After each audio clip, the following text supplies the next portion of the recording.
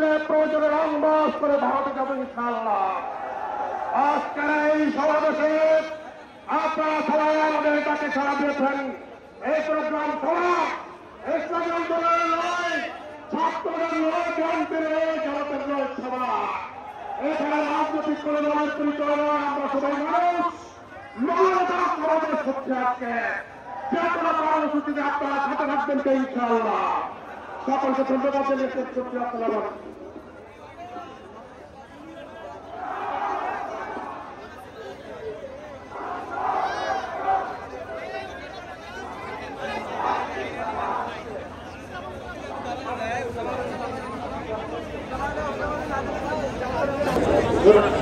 ভাই নামাজ আশপাশের মসজিদে ভাই আমরা যাবো, নামাজ শেষ করে এখানে আসবো, এখানেও জামাত হবে।